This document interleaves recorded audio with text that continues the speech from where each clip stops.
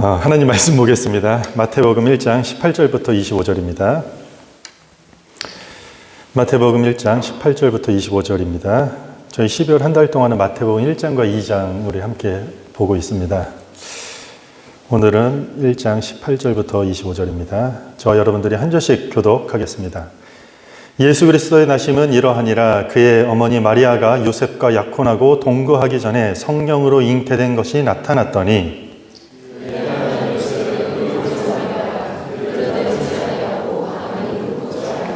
이 일을 생각할 때에 주의 사자가 현몽하여 이르되 다윗의 자손 요셉아 내 아내 마리아 데려오기를 무서워하지 말라. 그에게 잉태된 자는 성령으로 된 것이라.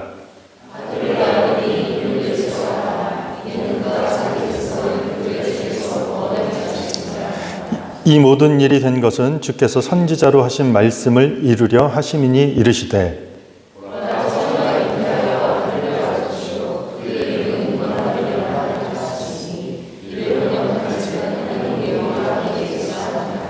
요셉이 잠에서 깨어 일어나 주의 사자의 분부대로 행하여 그의 아내를 데려왔으나 아들을 낳기까지 동침하지 아니하더니 낳음에 이름을 예수라 하니라.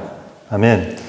자, 오늘 말씀 제목은 명성과 명예라는 주제로 하나님 말씀을 함께 나누도록 하겠습니다. 오늘 본문은 예수님의 탄생 이야기가 나오는 이야기입니다.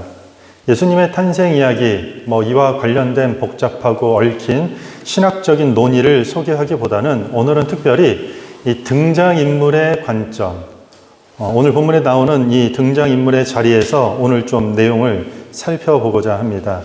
성경에서 예수님의 탄생 이야기는 마태복음과 누가복음에 이렇게 두 군데 기록되어 있습니다.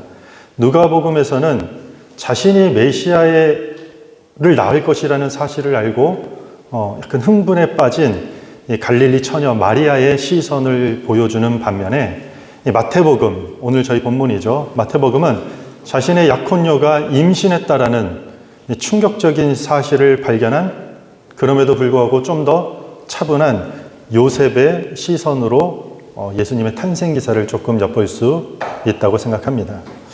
마태복음에서는 예수님의 탄생을 요셉의 시선과 요셉의 입장에서 주목해 볼 필요가 있다고 생각합니다. 요셉을 오늘 마태복음에 처음 등장시킬 때 성경은 그를 의로운 사람이라고 소개를 합니다. 의로운 사람. 의로운이라는 뜻은 디카이오스, 그러니까 올바른, 공의로운, 거룩한이라는 그런 의미를 담고 있습니다. 조금 더 적용해서 설명하면은요, 모든 계명과 규례대로 흠이 없이 그 규례와 법률을 행하는 의로운 사람이라고 지금 칭하는 것입니다. 그러니까 요셉은 의로운 사람이었다. 그러니까 요셉은 하나님의 율법과 규례를 행하는 거룩한 사람이었다라는 뜻입니다. 그런데 어느 날 이 요셉에게 청천벽력과 같은 소식을 듣게 됩니다. 약혼녀 마리아가 임신을 했다라는 소식을 듣게 됩니다. 마리아가 요셉과 아직 약혼은 했지만 동거하기 전에 아이를 갖게 됐다라는 충격적인 소식을 요셉이 듣게 됩니다. 유대인의 결혼에는 좀 특징이 있습니다. 우리도 결혼할 때 요즘은 잘 안 하는 것 같은데 과거에는 약혼을 하죠. 근데 유대인들은 이 약혼, 정확히 말하면 정혼이라고 하는데 이 정혼이 아주 중요합니다. 일단 정혼을 하게 되면은 법적으로 서로 부부 관계가 효력이 발생합니다. 그런데 단 하나, 이른 나이에 결혼을 하기 때문에 신부 준비, 신랑 준비를 온전히 하기 위해서 1년 동안 각자의 집에서 떨어져 살면서 결혼식을 준비합니다. 동거하는 것, 그러니까 잠자리나 만나는 것이 금지되어 있습니다. 그런데 약혼녀 마리아가 이 1년이라는 그 약혼을 하고 결혼하는 그 시기 그 사이에 임신을 했다라는 소식을 요셉이 듣게 됩니다. 그리고 더군다나 그 아이는 요셉의 아이가 아닙니다. 요셉의 입장이 어땠을까요? 상상도 가지 못할 상황이었겠죠. 다른 사람의 아이를 임신했다라는 소식에 아마도 배신감이 올라왔겠죠. 그리고 상실감도 있었겠죠. 하나님의 율법과 규례를 성실히 행하는 자신의 삶에서 일어날 법한 일로 받아들이기 어려웠을 것입니다. 왜 나에게 이런 일이 일어났는지 분노하면서 신앙이 삐뚤어질 수도 있는 상황이었을 수도 있다라는 것입니다. 우리는 믿음 생활하다가 열심히 내가 예배하고 하나님께 기도하고 신앙생활을 최선을 다해서 다 하는데, 만약에 우리 가운데 이러한 일들이, 그러니까 받아들일 수 없는 상처가 되고 치욕이 되고 배신이 되고 상실감을 가져오는 이런 일들이 일어난다면, 이런 나쁜 소식에 우리가 피해자가 된다면 하나님을 향한 믿음을 더 이상 붙잡을 수 있을까요? 아니면 다 원망과 불만이 더 튀어나오는 경우가 많을까요? 컵에 맑은 물이 담겨 있으면은요, 그 컵을 아무리 흔들어도 맑은 물만 있을 뿐이죠. 그런데 그 바닥에 더러운 이물질이, 평소에 보이지 않는 이물질이 이렇게 쫙 깔려 있는데, 컵을 갑자기 흔들면 어떻죠? 위에 있는 깨끗한 물에 온갖 더러운 이물질이 섞이면서 그 컵 안에 있는 온통 물들이 더러워지는 것이죠. 무슨 이야기를 하고 싶냐면요, 문제는 누가 우리를 흔드는 것이 문제가 아니라는 거죠. 흔들릴 때마다 내 삶을 더럽힐 수 있는 것들이 내 속에 있었다라는 것이 더 문제라는 거죠. 그런 의미에서 신앙의 진가는 어떻게 확인되느냐? 역경 속에서, 고난 속에서 갑자기 닥친 문제들이 내 삶을 마구마구 흔드는 일이 발생할 때, 그때야 비로소 우리는 내 안에 오랫동안 담겨져 있었던 것이 무엇인지, 평소에 내가 어떤 믿음의 사람이었는지가 드러나게 되는 것입니다. 요셉이 지금 그런 진가가 드러난 것입니다. 약혼녀가 임신했다라는 소식이 그의 삶을 온통 흔드는 소식이었습니다. 그런데 그런 당황스러운 사건을 통해서도 성경을 보면요, 그가 참으로 의로운 사람이었다라는 것을 다시 한번 확인시켜주고 있습니다. 우리가 읽었던 19절을 보면은요, 그의 남편 요셉은 의로운 사람이라 그를 드러내지 아니하고 가만히 끊고자 하여. 이 소식을 드러내지 않고 조용히 넘어가려고 했다라는 것이요. 율법에 따르면은요, 이렇게 간통한 여인은 공개 재판을 열어서 도대체 이 여인이 어떤 연고로 어디에서 누구와 무엇 때문에 임신을 했는지 밝힐 수가 있는 것이요. 그러면 마리아는요, 공개적으로 사람들 앞에서 수치와 비난의 대상이 되는 것이죠. 당연하겠죠. 그런데 요셉은 그런 방법보다는 조용히 이혼 증서를 써주고 더 이상 공개적으로 마리아를 드러내지 않고 마무리하기로 결정을 합니다. 그러니까 요셉의 의로움은요, 율법에 근거한 정죄를 선택하기보다는 율법에 근거한 긍휼의 모습으로 사건을 해결하려고 했다라는 것이요.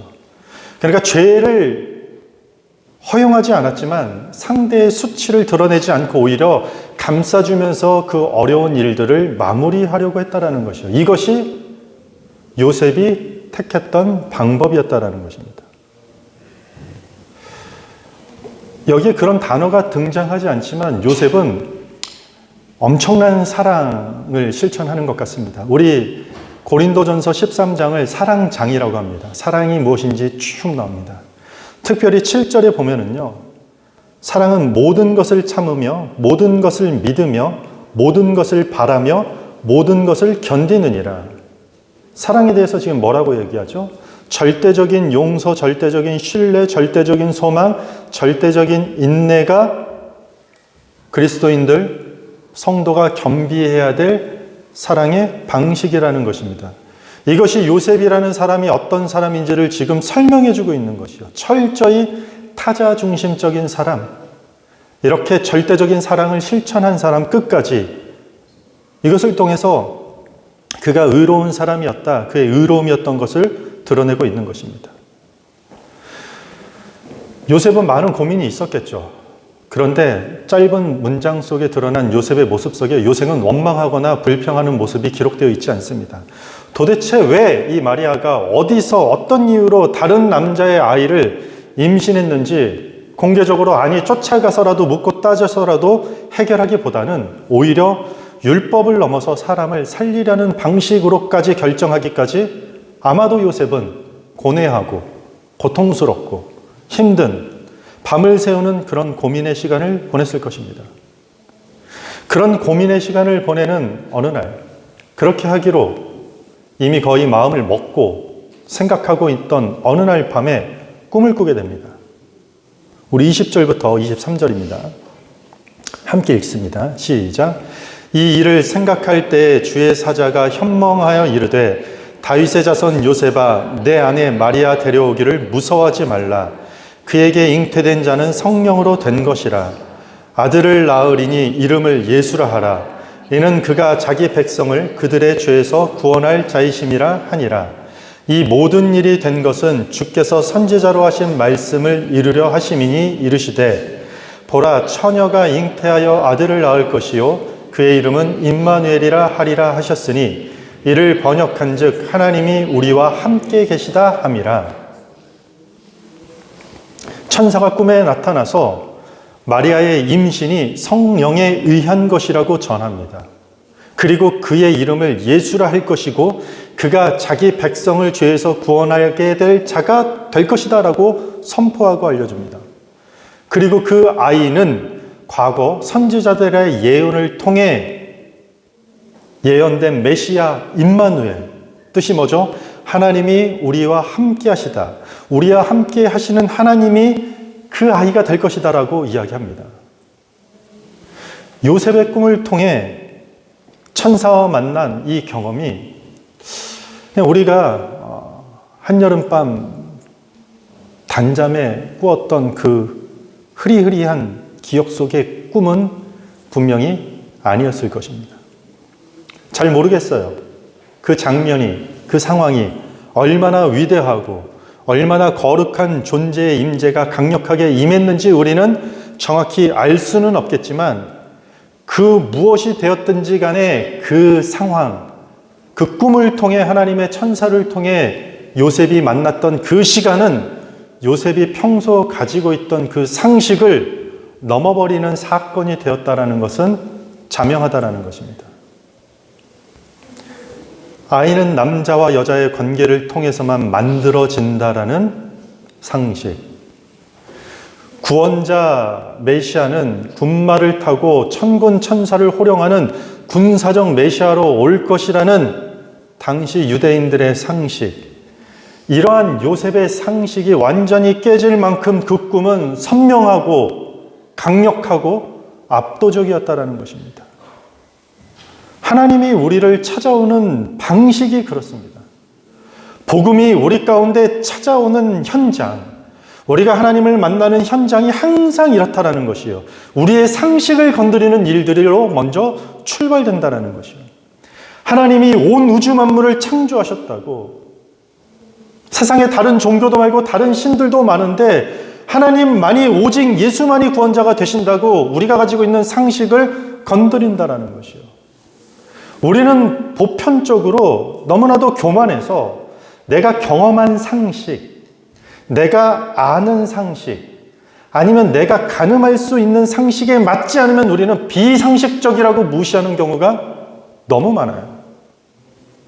그러나 분명한 것은 하나님이 우리의 상식을 건드리면서까지 우리 가운데 임하시는 이유는 하나님이 비상식적인 하나님이 아니라 우리의 상식을 넘는 초상식의 하나님이라는 것을 알려주기 위함이라는 것이요. 여러분들, 우리가 하나님이 필요해요.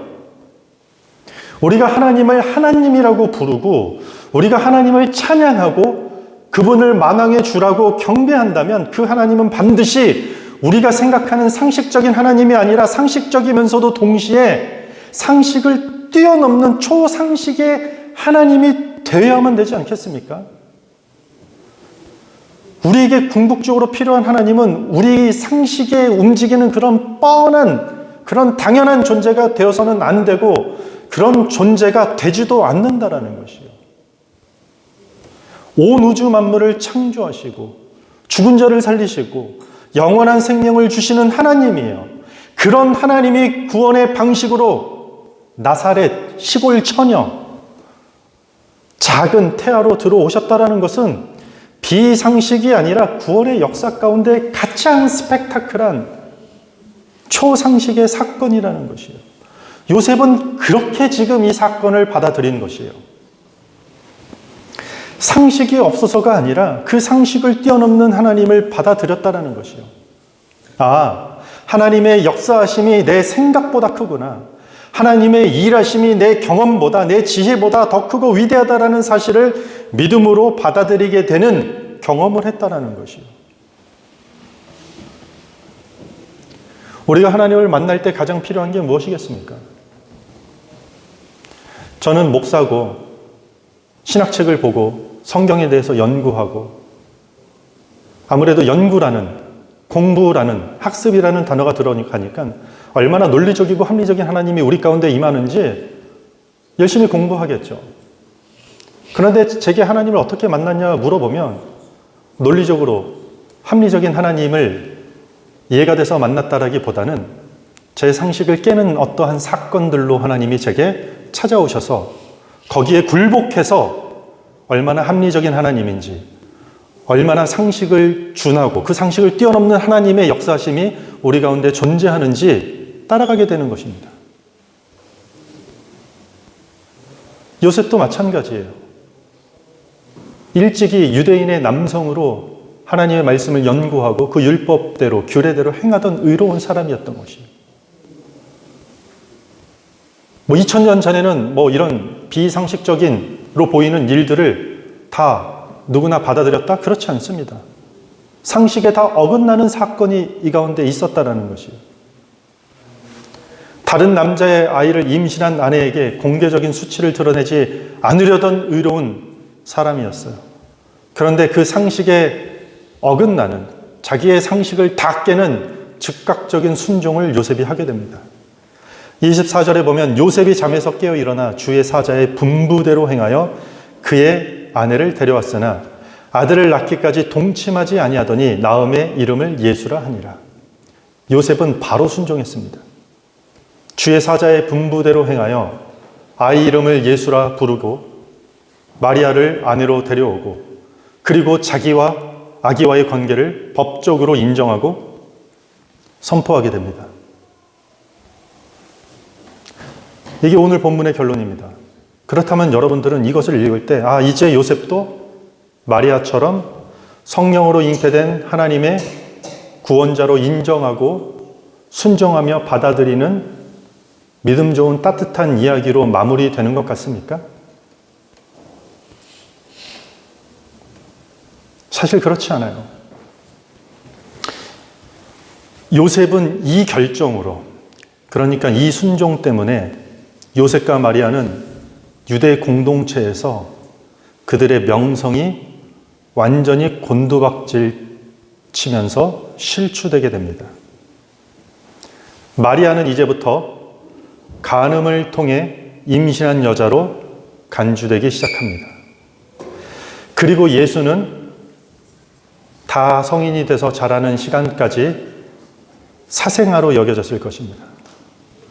율법대로 간음한 여인을 제대로 처벌하지 않고, 처벌하고 이혼하는 것도 부끄러운 일인데 그런 마리아를 집에 데려와서 아내로 삼고 어디서 임신해 온지도 모르는 그 아기 예수를 법적 아들로 받아들인 요셉은 유대인들이 가지고 있는 의로움과는 전혀 어울리지 않는 선택을 하게 되었다는 것입니다. 체면을 중요시하는 유대 공동체에서 요셉의 명성은 완전히 바닥에 떨어져서 앞으로 오랜 시간 동안 많은 사람들의 도마에 올라가서 요셉과 마리아의 이 이야기는 사람들 사이에서 수치스러운 이야기로, 불명예스러운 이야기로 난도질 당하게 될 것이라는 뜻입니다. 이것이 순종의 결과라는 것이에요. 요셉이 꿈에서 천군 천사의 명령에 하나님의 뜻에 합당한 믿음의 결정의 결과였다는 것이에요. 마태복음 14장에 보면은요, 어느 날 제자들이 배 위에 있다가 물 위를 걸어오는 예수님을 봅니다. 베드로가 화들짝 놀라서 주님께 요청합니다. 당신이 주님이 맞습니까? 그러면 저도 물 위를 걸어서 주님께 좀 가게 해주세요. 주님이 그 이야기를 듣고 베드로에게 명령합니다. 오라! 그리고 베드로는 그 주님의 명령에 순종하면서 물 위를 저벅저벅 걷기 시작합니다. 그런데 세찬 바람과 성난 파도를 보고 무서워서 바로 물에 빠집니다. 순종했는데 물에 빠진 것이에요. 베드로가 스스로 물 위에 혼자 걷겠다고 호들갑 떨다가 빠진 것이 아니라 주님의 오라는 명령에 걷다가 빠졌다는 것이에요. 물론 물에 빠지자마자 살려달라는 그 외침에 성경에 보면 즉시라고 써요. 즉시 손을 내밀어 끌어올리시는 주님의 품에 안기는 놀라운 경험을 베드로가 거기서 하게 됩니다. 요셉은 하나님께 순종했기 때문에 지금 명성이 실추되는 수치를 당하게 됩니다. 왜 순종하는데 베드로는 물에 빠져서 남들 보기에 부끄러운 장면이 거기서 연출이 되고, 왜 순종하는데 요셉은 명성이 실추될까요?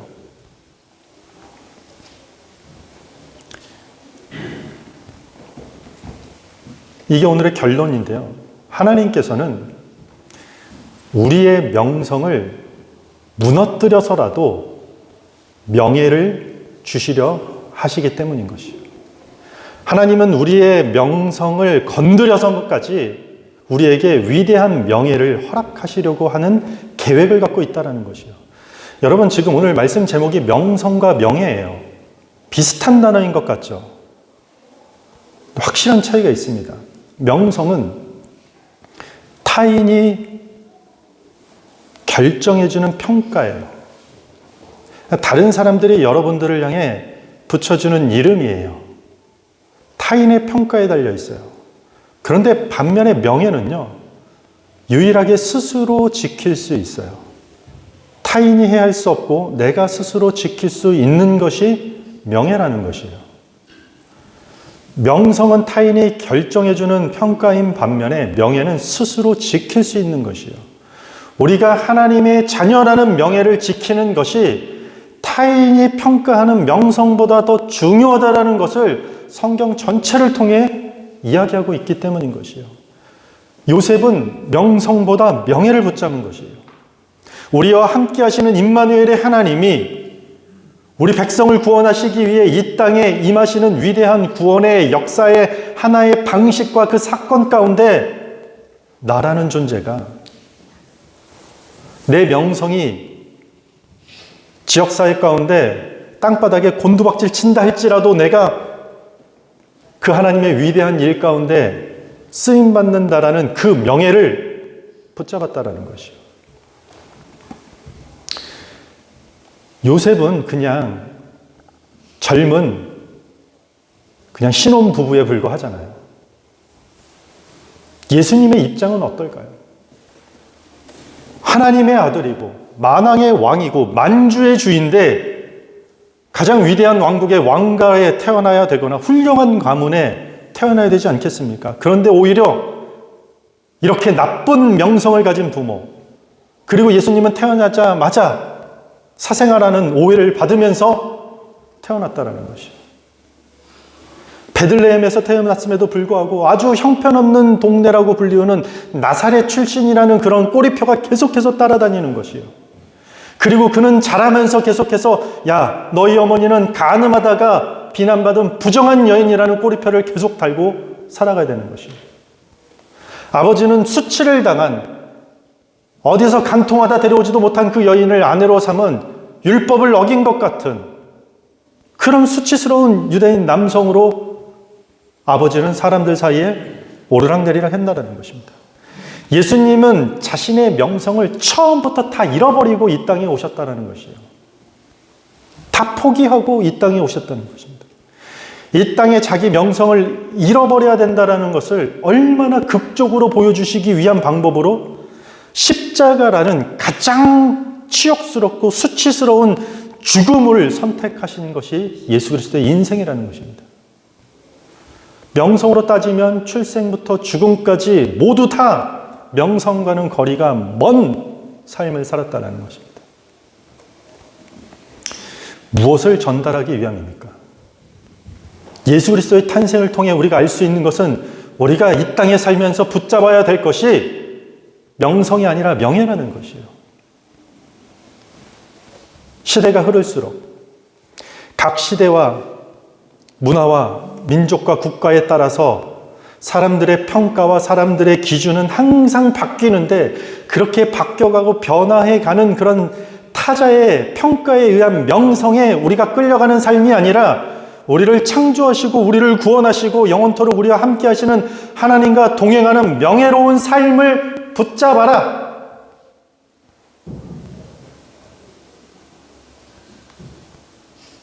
그것이 우리의 정체성이라는 것을 알려주는 것이요. 이게 성경 전체 이야기예요. 풀은 마르고 꽃은 시드나 주의 말씀은 영원합니다. 그 변치 않는 하나님의 자녀라는 그 진리의 하나님을 붙잡을 때 우리가 얼마나 명예스러운 삶의 존재로 거듭나는지 성경은 수천 년의 세월을 지내가면서 수많은 선지자들, 수많은 믿음의 사람들을 통해서 지금 이 시간까지 우리 삶 가운데 와서 그것을 전하고 있다는 것입니다. 영국의 신학자였던 존 스토트는 다음과 같은 이야기를 한 적이 있습니다. 자신의 책에서 그리스도인은 자아를 잃을 때 자신을 발견한다. 즉 자기가 원하는 것을 포기하고 주님이 원하는 것을 선택할 때 자신의 참된 정체성을 발견하는 것이다. 이게 무슨 말인가요? 타인의 평가로 좌지우지되는 그런 명성 쫓아가는 삶을 다 내려놓고 하나님이 원하시는 명예를 선택할 때 우리는 우리 자신의 정체성이 뚜렷해진다는 것이에요. 그래서 성경은 처음부터 무슨 이야기를 하죠? 내가 너희의 하나님이야. 해와 달과 우주 만물을 지으신 존재가 나고, 그리고 온 우주 만물보다 천하보다 귀하게 선택하고 다스리는 존재가 바로 너희야. 이게 창세기의 이야기예요.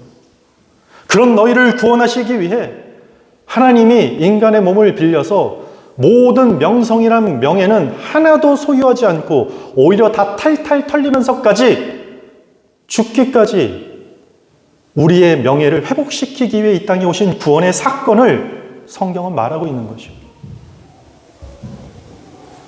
우리 그리스도인들의 삶이 어떻습니까? 누군가의 날카로운 말 한마디에 온 감정이 휘둘리고 사람들의 평가 때문에 학력에 목숨을 걸고 사람들의 그 시선 때문에 겉모습의 외모에 막대한 투자를 하고 심지어 우리는 선행을 할 때조차도 남들의 평가와 남들의 시선 때문에 하는 경우가 있다는 것이요. 행여나 남들의 평가가 안 좋을까 봐. 좋은 평가를 받으면 그 평가가 마치 나 자신인 것처럼 만족감을 느끼기 때문에. 그러다가 사람들의 상식에 어긋난 평가를 받는 것은 너무나도 두렵기 때문에, 불편하기 때문에 거기에 끌려간다는 것입니다. 이렇게 타인이 규정하고 변화하는 세상이, 변화하는 문화가, 변화하는 세상의 가치관이 평가하는 명성에 이리저리 흔들리는 삶을 우리가 살고 있지는 않은지 반드시 우리 삶을 돌아볼 필요가 있습니다. 그렇다면 우리는 어떻게 살아야 됩니까? 우리는 사기쳐서 명성을 얻는 삶보다는 명예롭고 거룩하게 망하는 삶을 차라리 선택하는 것이 옳다는 것입니다. 남들을 짓밟으면서까지 명성을 얻는 것보다 차라리 누군가에게 짓밟히면서 명예롭게 짓밟히는 것을 선택하는 것이 옳다는 것입니다. 우리 신앙은 어떻습니까? 우리는 하나님께 불순종하면서까지 어떤 명성을 얻기보다는 차라리 명예롭게 순종하는 것을 선택해야 할 필요가 있다는 것입니다. 우리의 신앙이 진일보 나아가지 못하는 가로막고 있는 장애물들은 어쩌면 우리 삶 속에서 우리는 명예보다 명성을 더 추구하기 때문일 것입니다. 우리가 잘 아는 독일의 철학자 쇼펜하우어는 명성과 명예에 대해서 다음과 같이 정리를 합니다. 명성은 획득해야 하지만 명예는 잃지 않으면 안 되는 것이다. 명성을 잃는 것은 작은 것이지만 명예를 잃는 것은 치욕이며 모든 것을 잃는 것이다. 명예를 잃음은 곧 생명을 잃은 것이나 다름없다.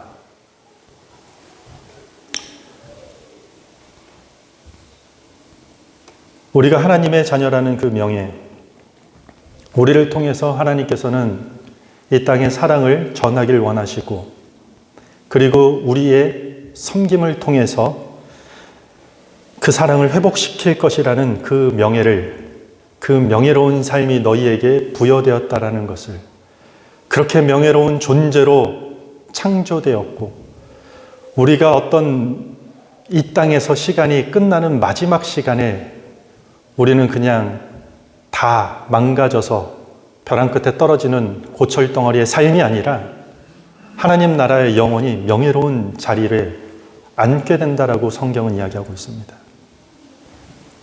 마태복음의 시작은요, 하나님이 우리와 함께 하신다라는 임마누엘의 하나님을 소개하는 시작으로 시작하고 있습니다. 동시에 마태복음 마지막에 가면은 세상 끝날까지 내가 너희와 항상 함께 할 것이라는 하나님의 임마누엘에 대한 약속으로 마태복음이 끝이 납니다. 하나님이 우리와 함께 하시니, 하나님이 우리와 함께 하실 것이라는 그 약속과 함께 명예로운 삶을 꽉 붙들라는 메시지가 마태복음 전체의 주제라고도 할 수 있습니다. 요셉의 선택 어땠습니까? 명성보다 명예를 선택한 그의 선택이 예수를 이 땅에 태어나게 했고, 하나님의 백성으로 거듭날 수 있게 만드는 위대한 열매를 낳게 되었다는 것입니다. 역사의 전환자 되시는 예수 그리스도를 나의 개인의, 여러분들 개인의 인생의 전환점으로 여러분들이 맞이한다라는 것은 불편을 감수하는 인생을 선택하는 것입니다. 명성을 포기하는 인생을 내가 앞으로 살겠다라는 각오와 다짐에서 출발하게 되는 것입니다. 요셉의 인생이 그랬던 것입니다. 그래서 순종은 이 땅에서 핑크빛 인생이 펼쳐지는 것이 결코 아닙니다. 나의 죄를 용서하신 그분을 붙잡는다라는 것은 그분을 따라가야 하기 때문에, 그분이 이 땅에 오신 방식을 그대로 우리가 따라가야 하기 때문에 오해받는 삶이 존재할 수밖에 없고, 때로는 예수를 믿는다라는 이유로 손해를 봐야 되고, 참아야 되고, 품어줘야 되고, 손가락질 받아야 되고, 그렇게 인생의 중심과 방향성이 달라질 수밖에 없는 상황에 놓이게 된다는 것입니다. 요셉의 선택이 그런 선택이었다는 것입니다. 구원의 역사에 동참하는 새로운 삶의 방식이 요셉의 삶 가운데 앞으로 주어진 것입니다. 그리고 성경은 그것이 그리스도인으로서 가장 명예로운 삶이라고 이야기하고 있습니다. 여러분들이 예수 믿고 나의 인생이 좀 번듯해지거나 성공하는 것이라면 그것은 아직 예수를 만난 것이 절대 아닙니다. 날마다 삶의 현장에서 내 명성을 추구하려는 우리 상식이라고 말하는 그 가치 체계와 싸우는 것이 신앙생활입니다. 더 나아가 내 명성을 추구하려는 그 상식과 싸우는 것이 어쩌면 우리 신앙생활의 과정이라고 할 수 있는 것입니다. 말씀을 정리하겠습니다. 오늘 본문을 통해서 이렇게 한번 스스로에게 질문하는 시간이 있었으면 좋겠습니다. 우리는 올 한 해 어떤 한 해를 보냈는가? 여러분들은 한 해 동안 어떤 한 해를 보냈습니까? 남들의 평가에 좌지우지되고 사람들의 시선에 의식하면서 명성을 추구했다면 그것들을 내려놓고 하나님의 백성으로 거듭나는 명예로운 순종의 삶을 추구하시기 바랍니다. 얼마 남지 않은, 몇 주 남지 않은 12월 한 해를 여러분들 이렇게 명예로운 연말을 그런 날들로 만드시기 바랍니다. 타인의 평가로 요란하게 색칠되다가도 어떤 일이나 사건이 터지면 공연스럽게 먹칠되기도 하는 그런 명성에 여러분들 끌려가지 않길 바랍니다. 일부러 꾸미거나 덧칠할 수도 없고 그럴 필요도 없는 하나님의 백성, 그리스도인이라는 그 명예를 붙잡는 의로운 성도와 의로운 교회 공동체가 되기를 주님의 이름으로 축복합니다. 다 같이 자리